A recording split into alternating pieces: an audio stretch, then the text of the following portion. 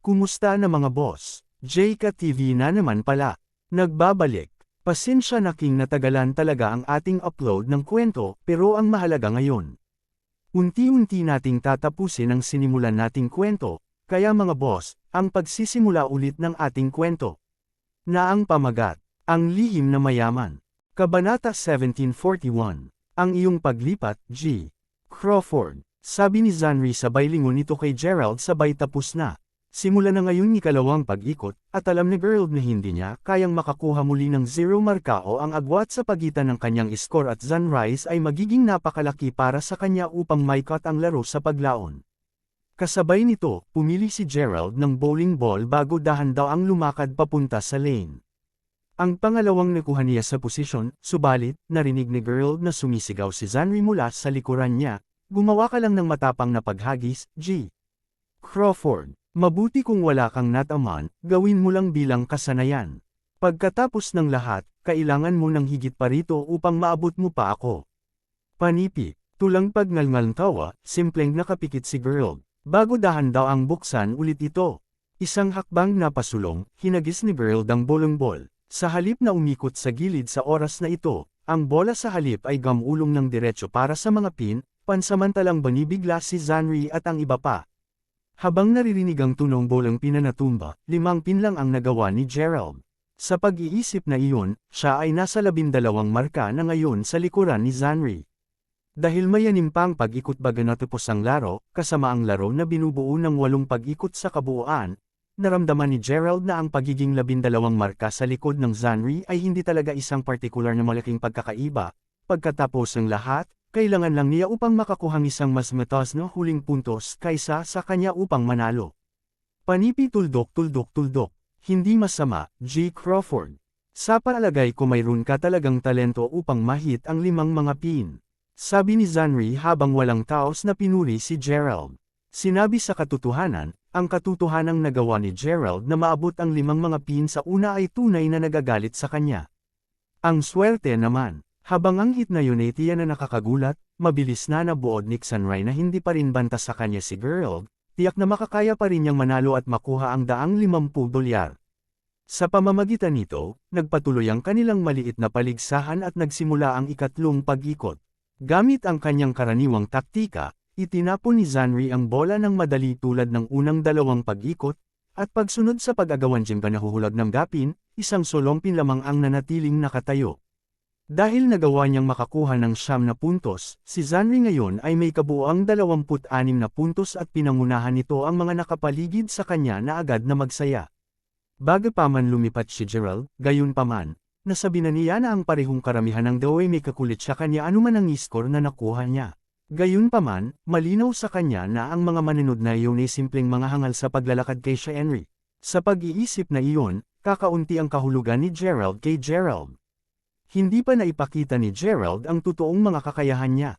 Anuman ang kaso, pagkatapos ay nakuha ni Gerald ang kanyang pangatlong bola at itinapon ito ng may kasanayan ng walang kahit kaunting pag-aalangan, isang malinaw na kaibahan sa kung paano niya itinapon ang kanyang bola sa nakaraang 2 pag-ikot.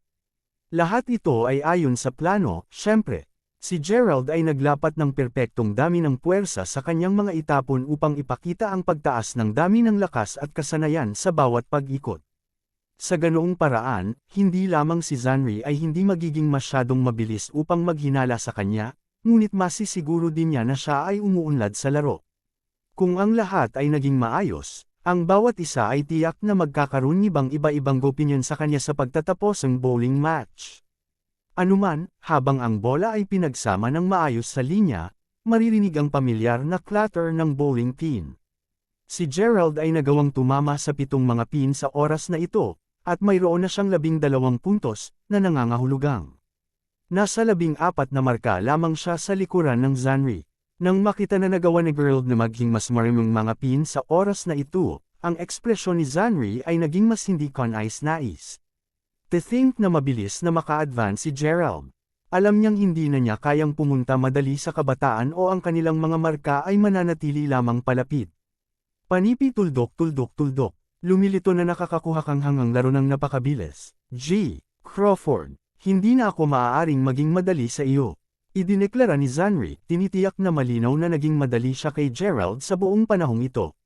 Nang marinig iyon, hindi mapigilan ni Gerald na maiyak sa kanyang isipan habang iniisip niya, nagtataka ako kung sino ang tunay na magiging madali sa kung sino ngayon. Ano man ang kaso, nagsimula ang ika-4 na pag-ikot. Dahil si Zanri ay unang bumangon, nakuha niya ang kanyang bola bago mag-concentrate ng husto sa mga pin bago siya. Sa sandaling handa na siya, itinapon niya ang bowling ball patungo sa mga pinang napakabilis. Kabanata 1742, napagtanto ni Zanri na gumawa siya ng maling pagkalkula sa pangalawa, ang bola ay tumama sa linya sa pamamagitan ng isang malakas na tubo gumikot papunti mismo sa Connell. Sa pag-iisip na iyon, natapos si Zanri na walang mapuntos para sa pag-ikot na iyon. Nang makita yan, hindi mapigilang sumimanggat na Zanri. To think na magkakamali talaga siya sa pinakamasamang posibleng oras. Paano hindi nasiyahan? Mismong si Gerald hindi palalampasin ang pagkakataong diugyain si Zanri. Natatawang malakas, pagkatapos ay kinut siya ni Gerald, sa palagay mo nakagawa ka ng pagkakamali sa tamang panahon lamang na maabutin kita, monitor. Mayroon kang pasasalamat. Panipi, narinig iyon, si Zanri ay lumaki ng labis na inis, bagaman wala talaga siyang maisagot. Kung sa bagay, siya ang naging pabaya. Tumatawa na mapait na tugon, pagkatapos ay sumagot si Zanri, tama iyan. May pagkakataon kayata ngayon.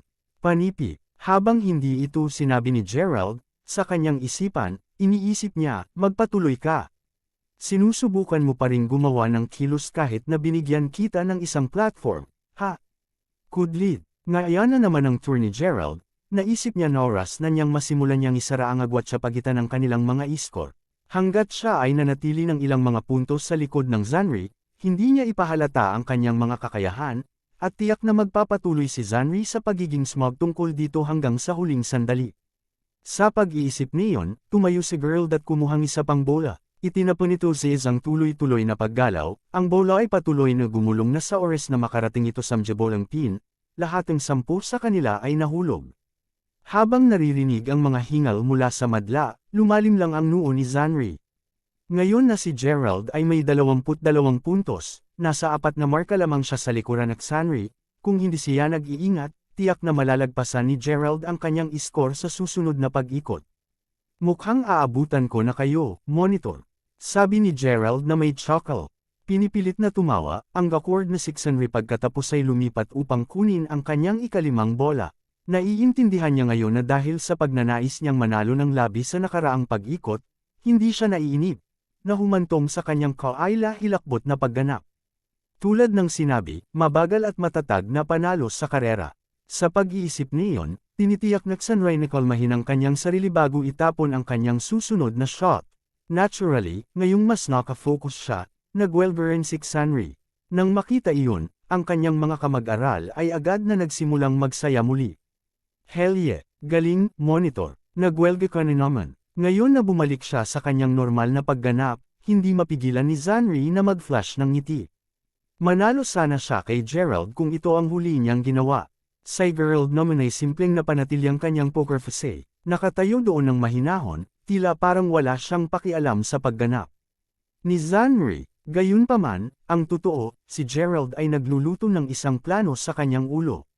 Sa kanyang pag-iisip, iniisip niya na sa halip na manalo lamang sa kompetisyon sa pamamagitan ng isang pagguho ng lupa, hindi ba mas nakakainis ito kay Zanri kung nanalo siya ni Mezang sulong puntos lamang na mas mataas kaysa kay Zanri.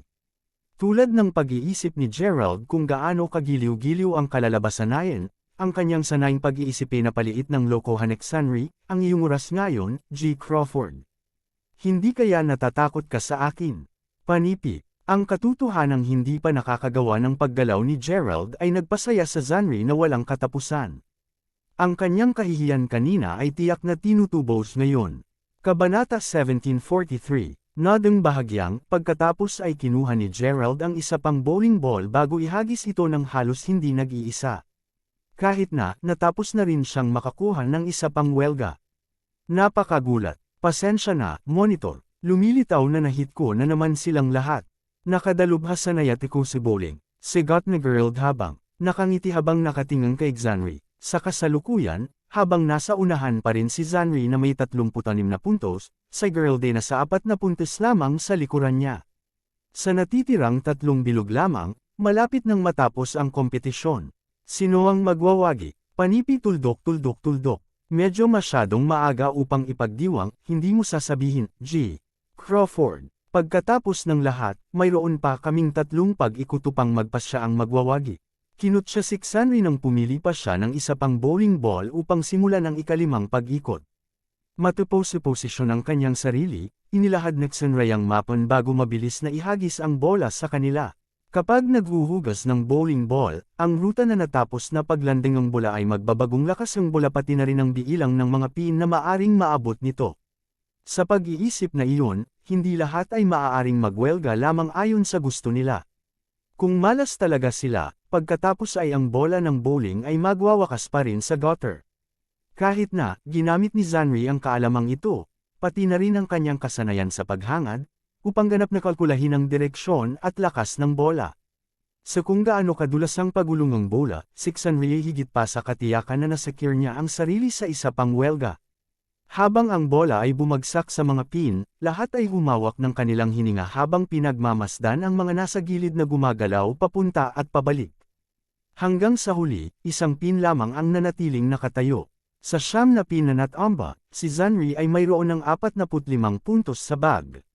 Kahit na, naramdaman ni Zanri na ang mga resulta ay hindi perpekto, pagkatapos ng lahat, ngayong napalampas niya ang isang pin, si Gerald ay 1 punto na mas malapit sa paghabol sa kanya. Hindi alintana, turn now ni Gerald. Hanggat nahit niya ang lahat ng mga pin, magkakaroon lamang ng isang 3-point pagkakaiba sa pagitan ng kanilang mga marka. Ang pagkuha ng bola bago pa man nagkaroon ng pagkakataong pangutya sa kanya si Zanri, pagkatapos ay casual na itapon ito ni Gerald sa linya, matapos na makakuhang isa pang welga. Nakaka-stupefying. Dahil dito, mayroon lamang isang 3 puntos na pagkakaiba sa pagitan ng dalawa. 2 round na lang ang natitira sa laro, ang nagwagi sa kompetisyon ay malapit ng ibalita. Mukhang patay na seryoso ngayon, nag-alala si Zanri sa kanyang isipan. Kung sa bagay, kung hindi siya gumanap ng maayos sa huling 2 pag-ikot, ang pagkawala ng isang solong pin ay magreresulta kay Gerald na manalo sa kompetisyon. Paumanhin monitor, ngunit tila nagkaroon ako ng isa pang welga. Lucky me, sinabi ni Gerald sa isang paumanhin na tono habang nagsusuot siya ng isang inosenteng harapan. Narinig iyon, galit na galit si Zanri na gusto niyang paksain si Gerald. Gayunpaman, mas alam niya kaysa gawin iyon. Pagkatapos ng lahat, iyon ay tiyak na magpapamukas sa kanya. Sa pamamagitan nito, nagsimula ang ika-6 na pag-ikot. Pagkuha ng bola, ang nag-aalala na si Zanri ay hindi mapigilan na bahagyang manginig. Alam niya na ang pagkatalo ni Gerald ay tiyak na magdadala sa kanya ng napakalaking kahihiyan, at pag-unawa na nagsisilbi lamang upang mapalakas ang kanyang kaba. Matapos ang bahagyang pag-aalangan, pagkatapos ay inihagis ni Zanri ang bola pasulong. Gayunpaman, agad nitong pinagsama ang astyo. Nang makita iyon, alam agad ni Zanri na ang mga resulta ay hindi magiging maganda. Sa kasamaang palad, natapos pa rin niya ang pagpindot ng 4 na mga pin. Sa pamamagitan nito, mayroon na siyang kabuuang 49 na puntos. Ay hindi, lumalabas na nakagawa ka ng isa pang pagkakamali, monitor. Sabi ni Gerald na hindi palalampasan ang pagkakataong mapahiya siya. Nagalit, naisip ni Zanri sa kanyang sarili, tulad ng bulag ako, nakikita ko iyon. Hindi mo kailangang kuskusin ito. Kudlit. Kung anuman ang kaso, umaasa lang si Zanri na magkamali rin si Gerald. Kung nangyari iyon, magkakaroon pa rin ng isang huling pagkakataon si Zanri na paikutan ang mga bagay. Kabanata 1744. Sa kasamaang palad para sa kanya, hindi pa bibigyan ni Gerald ng ganitong pagkakataon. Agad na kinuha ang bowling ball, pagkatapos ay lumakad si Gerald papunta sa lane. Nang hindi natitingnan kung saan siya nagtatapon, tiwala itong itapon ni Gerald papunta sa mga pin. Ang bawat aso ay mayroong araw na ito, at ito naman ang turn ni Gerald upang gawin ang pagkutsa. Pagkatapos ng lahat, ginagawa lamang niya ang parehong bagay na ginawa sa kanya ni Zanri sa unang pag-ikot. Ano man ang kaso, tulad ni naasahan, walang mapinananatiling nakatayo, na nagpapahiwatig ng isa pang welga mula kay Gerald. Sa score na 52 laban sa 49 ngayon, ang Score ni Gerald ay sa wakas ay nalampasan ng Zanri. Sa pag-turnover ni Gerald, nagsimula ang pagsisimulang ikapito panghuling pag-ikot.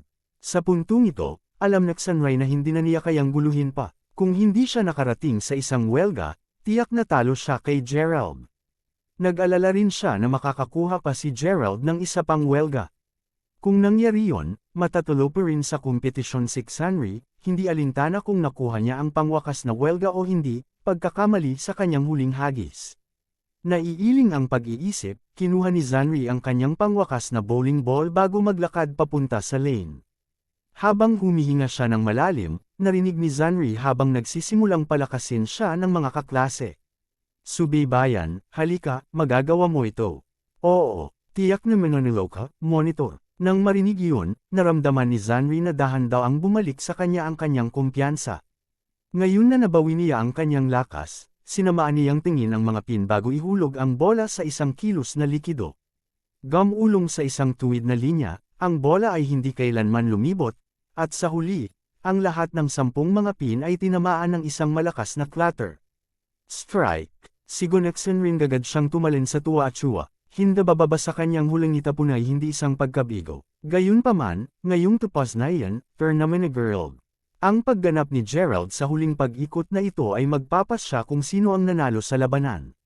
Kung nagwelga ulit si Gerald, opisyal na itong magiging pagkawala ni Zanri. Gayunpaman, kung pinalabas ni Gerald ang kanyang roll, magiging panalo ito kay Zanri. Sa pagtingin sa marka ng Zanri na 50, alam ni Gerald na 8 lang ang pinatamaan niya upang malampasan si Zanri ng isang solong puntos.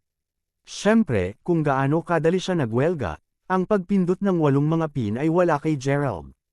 Sa pamamagitan nito, kinuha ni Gerald ang kanyang pangwakas na bowling ball at inayos ang lakas sa kanyang mga kamay, bago itapon ang bola sa unahan. Mabilis na lumiligid sa daanan, ang pagklatngong gapin ay madaling marinig habang ang welga ng bowling ball ay naiwan lamang 2 pin na nakatayo.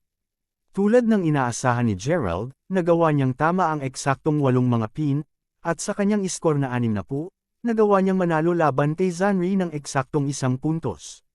Si Zanri mismo ay nakatayo lamang doon, tuluyan ang nagkagulo. To think na matatalo siya ng isang tao na hindi pa naglalaro ng bowling dati.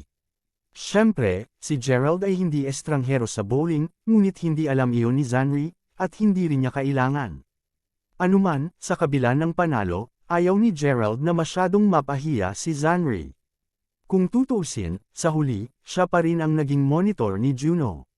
Sa nasabing iyon, alam ni Gerald na kailangan niyang bigyan si Zanri kahit kaunting respeto. Sa pag-iisip na iyon, Gerald tapos mahinang ngumiti bago sinabi sa isang mapagpakumbabang tono, "Nanalo ako, monitor." Paumanhin para sa, gayunpaman, alam ko kung gaano ka ka-pro sa larong ito, kaya't sigurado akong kusak ang nawala sa akin, tama ba? Panipi. Nang marinig iyon, agad na nahuli ni Zanri ang sinusubukang gawin ni Gerald. Dahil binibigyan siya ni Gerald ng pagkakataong mabawasan ang kanyang kahihiyan, tiyak na hindi sasabihin ni Zanri na hindi iyon. Kabanata 1745. Sa pamamagitan nito, nakuha ni Zanri ang kanyang pitaka-bago mang isda ng $250 upang maabot kay Gerald. Naturally, Gerald was not about to say no to that money. Kung sa bagay, nararapat ito sa kanya, at hindi siya nahiyang kunin ito. Ngayong natapos na ang laro, nagpaalam si Gerald kay Zanri bago bumalik sa tagiliran ni Juno. Nang makita na siya ay sa wakas ay bumalik, sinabihan si Juno na magtanong, "Ano ang tinagal mo?"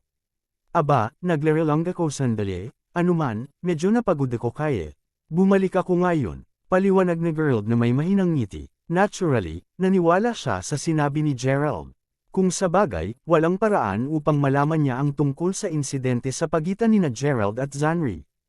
Pagkatapos ay muli, kahit na may kamalayan siya rito, marahil ay hindi niya ito masyadong iniisip.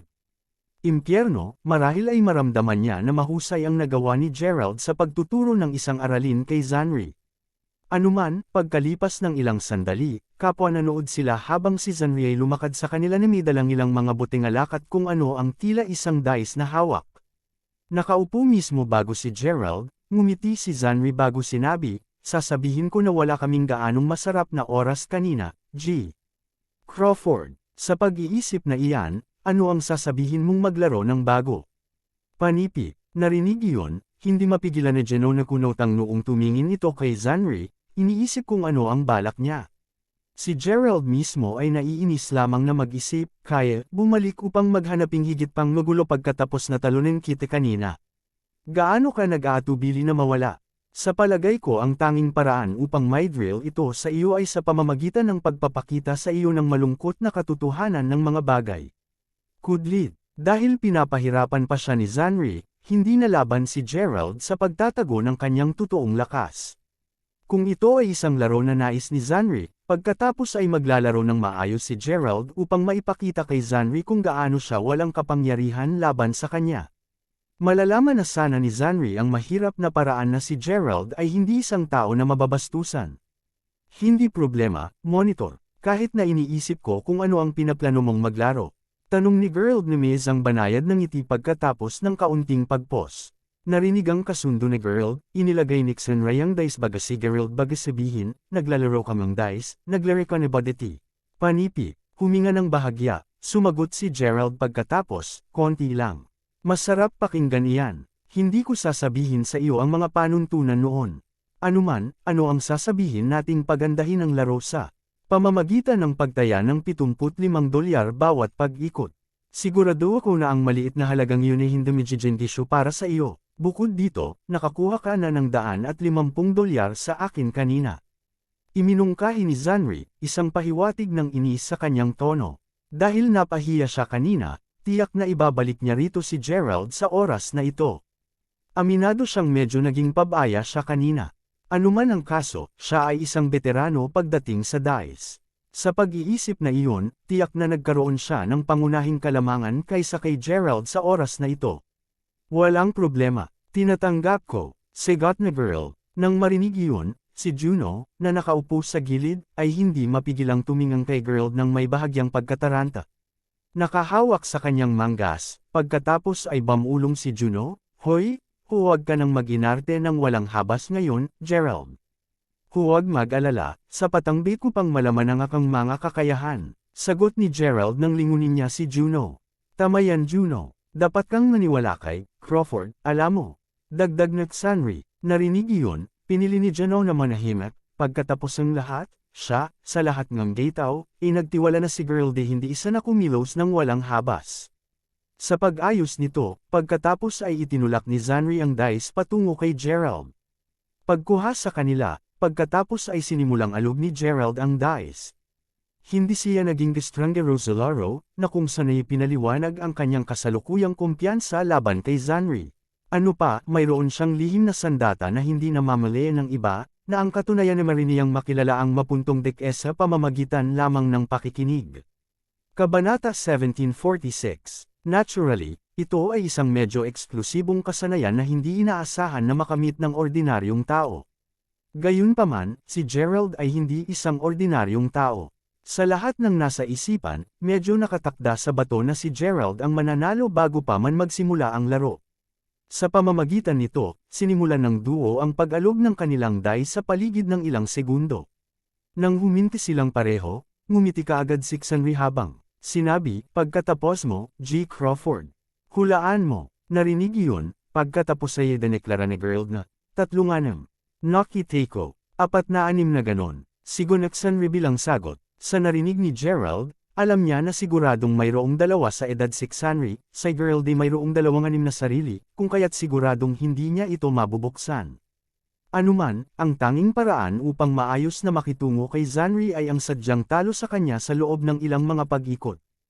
Pinapayagan si Zanri na aging smog samga unang ilang pag-ikot ay siya na medjing mas matimis sa wakas na tagumpay ni Gerald. Sa pag-iisip niyon, sumigaw si Gerald ng 5-5. Nang marinig iyon, hindi mapigilan ni Zanri na mapangiti habang idineklara, "Buksan." Dahil pinili ni Zanri na buksan ang dice ni Gerald, natural na gawin ito ni Gerald. Sa pagtingin sa mga resulta, ang mga puntos ng dice ay hindi nagdagdag ng hanggang 5-5. Sa halip, 3 lamang ang 5, na nangangahulugang natalo si Gerald sa pag-ikot na ito. Siyempre, ang pagkawala ay kinakalkala, at si Gerald ay perpekta pa rin sa ilalim ng kontrol ng sitwasyon. "Naku, talo ka yata, G. Crawford." Sabi ni Zanri habang nakatingin sa walang pakialam na si Gerald. Si Gerald mismo ay wala talagang pakialam sa pagkawala. Kung tutuusin, 72 dolyar lamang ito, sa isang paraan, binabalik lamang niya sa kanya ang sariling pera ni Zanri. At ito ay isang detalye na matapat na natagpuan ni Gerald na parehong nakakatawa at nakalulungkot. Anuman, matupas maabot ang pera, mabilis na kinuha ito ni Zanri mula kay Gerald. Ito ay halos parang nag-aalala siyang mawawala ang pera o kung ano, at malinaw na ipinakita nito kung gaano ang pagmamalasakit ni Zanri sa pera. Alinmang paraan, ngayon na sa wakas ay nanalo siya ng kaunting pera, sinabi agad ni Zanri, itutuloy ba natin, G. Crawford, mabuti sokan, sigat ni Gerald habang pareho silang nagsimulang alog muli ang kanilang dice. Ang pangalawa ay tumigil sila sa pag-alog, agad na sinabi ni Zanri, dahil natalo ka sa nakaraang pag-ikot, magsisimula ka muna, G. Crawford, nodding at alam para sa isang katotohanan sa tulong ng kanyang masigasig na pagdinig na si Zanri ay mayroong 2, 3 at 5, sadyang sinagot na Gerald na mali upang pahintulutan si Zanri na muling manalo sa pamamagitan ng pagdedeklara ng 3-5. Si Gerald mismo ay mayroong eksaktong kabaligtaran ng God-igit, kasama niya ang pagkakaroon ng 2-5 at 3-3. Anuman ang kaso, sumigaw si Zanri ng 4-4s.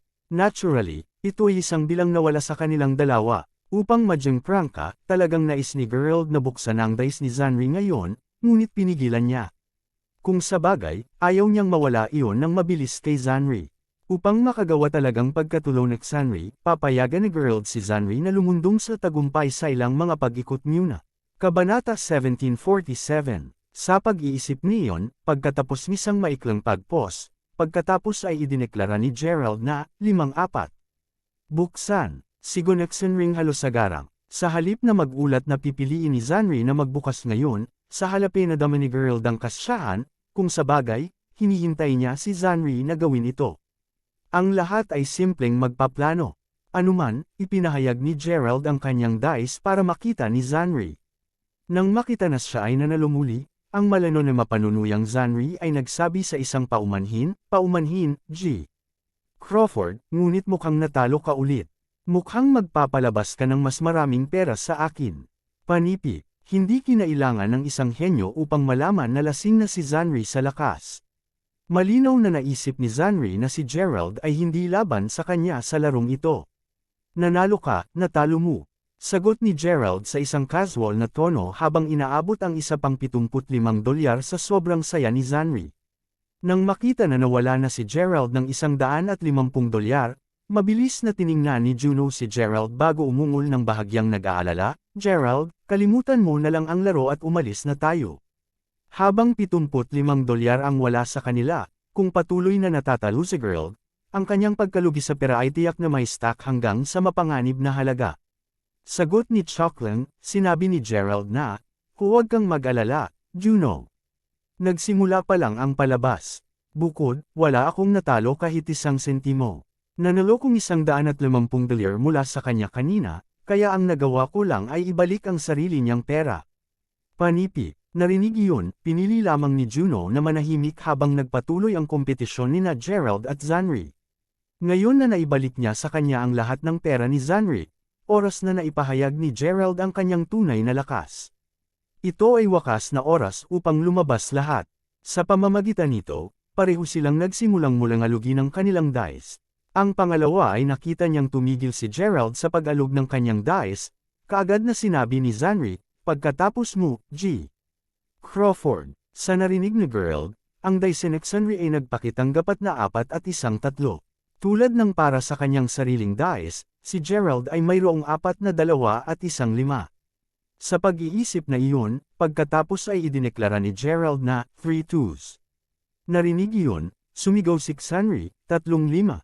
Buksan, sigaw ni Gerald, hindi na pinaplano na payagan si Zanri na manalo. Nang marinig iyon, si Zanri ay saglit na natigilan. Upang isiping pipiliin ni Gerald na buksan ang kanyang dice.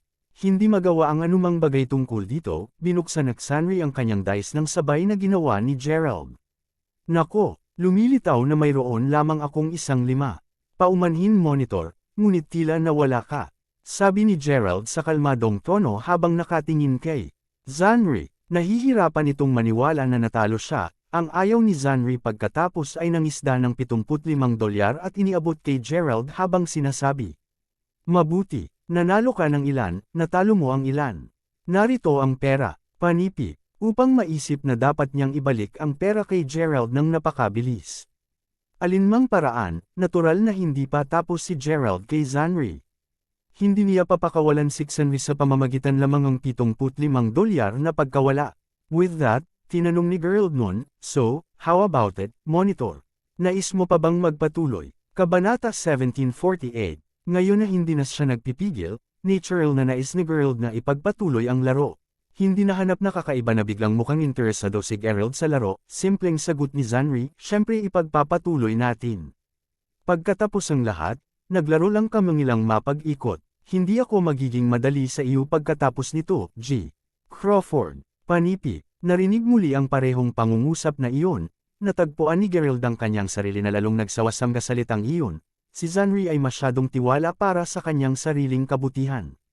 Gayunpaman, mas may kumpiyansa siya, mas mayabang siya, at nang nangyari iyon, alam ni Gerald sa isang katotohanan ang mga bagay ay hindi magtatapos ng maayos para sa kanya. Sa pamamagitan nito, pareho silang mabilis na nagsimulang muling alugan ang kanilang dice.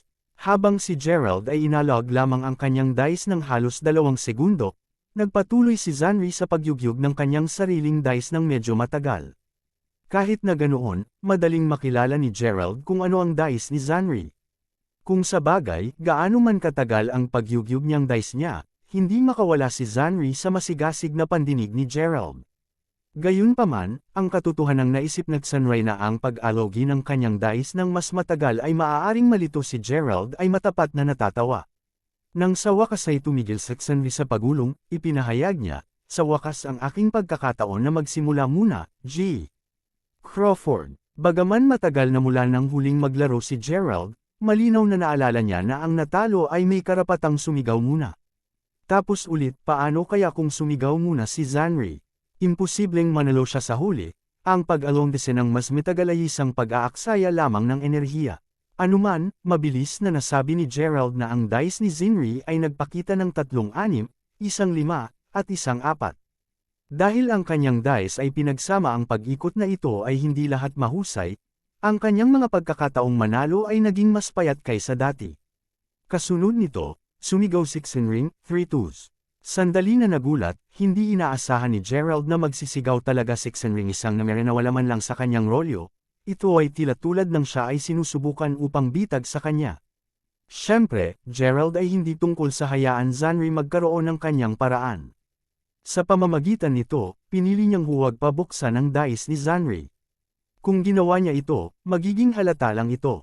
Sa halip, sinagot ni Gerald ang bilang ang kanyang sariling dice, iyon ang 3-5. Narinig iyon, tiyak na hindi bubuksan ni Zanri ang dice ni Gerald. Pagkatapos ang lahat, ang posibilidad na magkaroon 3-5 ay simpleng napakababa. Pagkatapos nito, sumigaw si Zanri, 4-4s. Buksan, idineklara ni Gerald. Dahil walang solong 4 si Gerald, kung hindi siya magbubukas ngayon, gaano pa katagal siya maghihintay? Habang natigilan si Zanri, mabilis siyang kumalas dito bago buksan ang kanyang dice. Dahil sa walang 4 na si Gerald at nagkakaroon ng isa si Zanri, maliwanag na natalo din si Zanri sa pag-ikot na ito. Upang isipin na ang mga ganoong mga resulta ay magaganap, tunay na siya ay nagdala muli ng kapahamakan sa kanyang sarili. Pinapanood ang pag-asim ng ekspresyon ni Zanri, humihingi ng paumanhin si Gerald, paumanhin Monitor, hulaan kon analo ulit. Kahit na nagulo sa isipan ni Zanri nang marinig niya, iyon, wala siyang magawa. Pagkatapos ng lahat, kapwa pinapanood nila Juno at Ruth na naglalaro sa buong oras nito, imposibleng bumalik siya sa kanyang sariling pusta. Sa pamamagitan nito, maibabalik lamang nagbitiw na Zanri ang natitirang $75 na kanyang napanalunan na pabalik kay Gerald. Tulad ng sinabi, ang mga bagay ay laging babalik sa kanilang mga may-ari na. Sa $50 na pagbabalik, ngumiti si Gerald nang humarap kay Zanri habang sinasabi, sa palagay ko hindi na tayo dapat maglaro pa, Monitor. Hindi magandang magsugal ng ganito kalaki. Panipi, habang mabait ang kanyang mga salita, alam na alam ni Gerald na ang pagsasabi nito ay lalong magpapupuka kay Zanri si Pigil alaro pa. Kabanata 1749. Siyempre ipagpapatuloy namin ang paglalaro.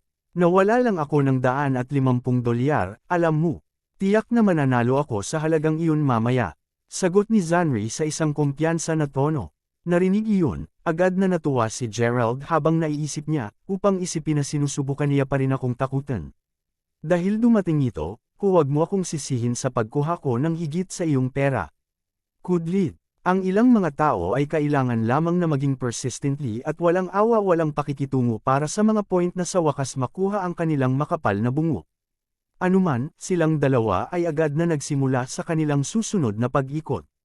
Sa buong proseso ng pag-alog ng kanilang dice, pinagmasdan ni Zanri si Gerald, saynes niya, si Gerald ay walang anumang trick sa kanyang manggas. Gayunpaman, simpleng nararamdaman ni Zanri na iba si Gerald, kahit na hindi niya matukoy kung ano ang naging espesyal kay Gerald. Anuman ang kaso, pagkalipas ng ilang sandali, silang dalawa ay tumigil sa pag-alog ng kanilang dice ng sabay. Sa pagkakataong ito, si Gerald ay mayroong 4 na 2 at isang solong isa. Sa mga tuntunin ng laro, ang mga naturang resulta ay kilala bilang leopard, dahil maraming mga dice ang nagbigay ng parehong halaga, 6 Zanri naman ay mayroong 4 na 3 tisang solong 2. Sa pagtingin sa halagang sarili ni Yang Dice, hindi mapigilan ni Zanri na mapangiti ng tiwala. Nang makita yan, sinabi ni Gerald na, halika, subaybayan. Pagkatapos mo, 4 na 2, idineklarang Zanri, maliwanag na sinusubukan pa ring iframe si Gerald. Sa kasamaang palad, ang tanging paraan upang magtagumpay siya sa kanyang plano ay sa pamamagitan ng pagkatalo muli ni Gerald sa pag-ikot na ito. Natural, walang maloko si Gerald kaya't pasigan niya lamang ang mga punto ni Zanri, iyon ang pagiging 4 na 3. Nang marinig iyon, hindi mapigilan ni Zanri na sumimangot ng bahagya. Paano malalaman ni Gerald ang kanyang eksaktong mga puntos? Mabilis na inalog ang pag-iisip na si Gerald ay sumigaw lamang ng ilang mga random na numero pagkatapos ay sumigaw si Zanri, 5-2. Oh, magdaragdag pa akong isa pagkatapos. 6 na 2, sigaw ni Gerald bilang ganti. Nang marinig iyon, natigilan si Zanri. To think na si Gerald ay ganito kabilis kumilos. Anuman, ngayong tumawag si Gerald para sa 6, lalong naging mapanganib ang sitwasyon. Kung nagpatuloy siya sa pagsigaw, natatakot siyang buksan ni Gerald sa kalaunan ng kanyang dice, sa pag-iisip na iyon, mapipili lamang ni Zanri na buksan muna ang dice ni Gerald.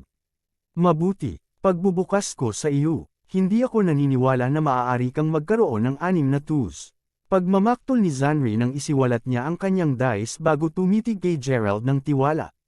Sa kasamaang palad para sa kanya, walang napunta ayon sa mga plano ni Zanri. Nako, tunay na humihingi akong pasensya, monitor. Lumilito na mayroon talaga akong 6 na 2. Ano pa, hindi lang ako may 6 sa kanila, ngunit mayroon din akong isang leopard. Idineklara ni Gerald habang smugly na nakatingin kay Zanri. Paano ito posible? Ito ay tunay na nakapagtataka kay Zanri. Sino ang hulaan na makakakuha ng leopard si Gerald?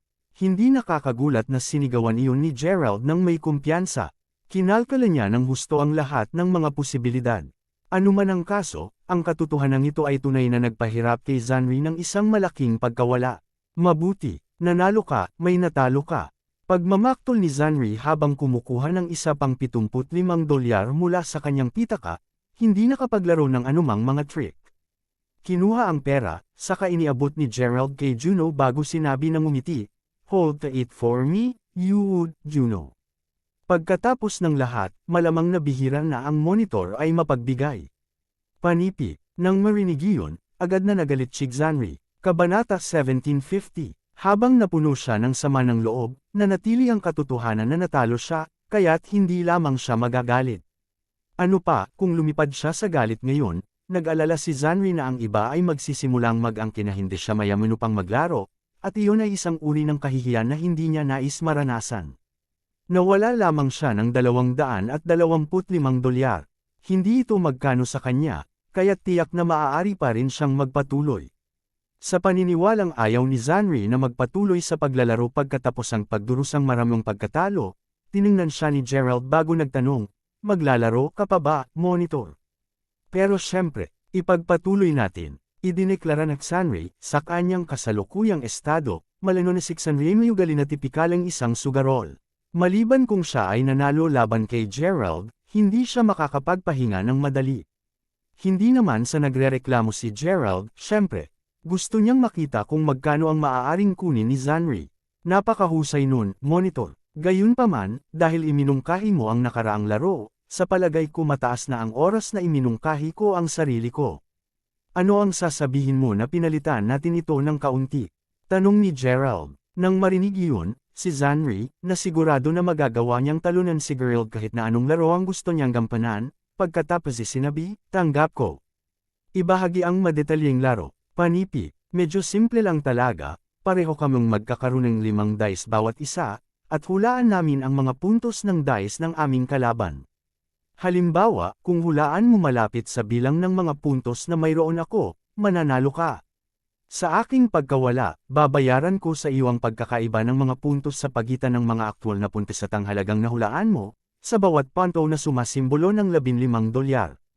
Ano sa tingin mo? Paliwanag ni Gerald. Nang makita ang nakaka-intrigue na laro ni Gerald, mabilis na, sumagot si Xanri, sumang-ayon. Samahan natin ito kung gayon. Para sa isang tao na nasiyahan sa pagsusugal, tiyak na mapupunta sila sa pagkalulong ng napakabilis sa mga larong mataas ang peligro na may panganib na mataas.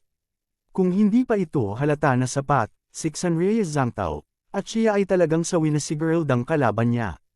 Anuman, pareho silang mabilis na kinuha ang kanilang dice at nagsimulang umiling. Huminto sila sa segundo, humarap si Gerald kay Zanri baga sabihin, pagkatapos mo. Narinig iyon, agad na nagpunta si Zanri isang mataas na halaga, na nagsasaad ng 25 puntos. Si Gerald mismo ang sumagot, isang mataas na hula. Sa gayon, hulaan ko na mayroon kang 19 na taon. Panipi, bagaman alam ni Gerald ang eksaktong mga puntos na kasalukuyang mayroon si Zanri, hindi lamang niya maaaring ibunyag ang numerong iyon. Habang dapat laging siguraduhin ni Gerald na siya ay ilang mga puntos sa itaas o mas mababa sa marka ni Xanri, natitiyak niya na makakaya pa rin niyang ibagsak si Xanri. Anuman ang kaso, ngayon na ang mga halaga ay napasigaw, kapwa ipinakita ang kanilang dice pero makitang bawat isa, na inilalantad ang 20 puntos sa panig ni Gerald at 16 sa panig ni Zanri. Nangangahulugan ito na nanalo si Gerald sa pag-ikot na ito dahil ang hula ni Gerald ay 3 puntos lamang ang maikli kaysa sa pinagsama ni Zanri habang si Zanri ay 5 puntos na maikli. Nakangiting tainang na ni Gerald si Xanri baga sinabi, sa totoo lang, nanalo ako, oras upang magbayad, subaybayan. Ngayon ay mas madilim kaysa sa dati, na pagtanto ng Xanri na dapat maranasan si Gerald sa laro. Tiyak na ipinaliwanag nito kung bakit pinili ni Gerald ang tukoy na larong ito pang makipaglaro sa kanya. Gayunpaman, ngayong nasa kalagitnaan na sila ng laro, walang paraan na bigla niyang hihilingin na tumigil na ito. Ang paggawa nito ay magwawakas lamang sa kanya, at para kay Zanri, ang kanyang karangalan at pagmamataas ay higit sa lahat. Sa pag-iisip na iyon, inabot niya ang isa pang $75 kay Gerald. Habang totoo na mayaman siya, masakit pa rin ang puso niya na ibigay kay Gerald ang perang iyon, pagkatapos ng lahat, kahit na ang pera na nawala sa kanya ay walang partikular na kapansin-pansin sa kanya, nanatili ang katotohanan na hindi siya nanalo ng 1 sentimo mula kay Gerald. Si Zanri ay simpleng nawawala ng pera sa buong oras na ito. Si Gerald mismo hindi talaga masisisi, pagkatapos ng lahat, si Xanri ang nagnanais na ipagpatuloy ang paglalaro sa buong oras na ito. Pasimple nga ni si Xanri kung ano ang naihasin niya para sa patuloy na pagsubok na mapahamak si Gerald.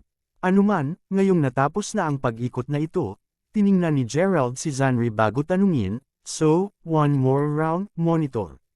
Matapos maghirap ng maraming pagkalugi, tiyak na ayaw na ni Zanri na damaykit pa. Sa puntong ito, alam niya na si Gerald ay may nakatagong kakayahan na pinapayagan siyang manalo ng maraming beses sa isang hilera. Nalaman din ni Zanri na simpleng nagpapanggap na mahina si Gerald sa buong panahong ito. Sa pag-iisip na iyon, may katuturan na ang patuloy na pagtingin niya kay Gerald ay haantong sa ganoong kalalabasan.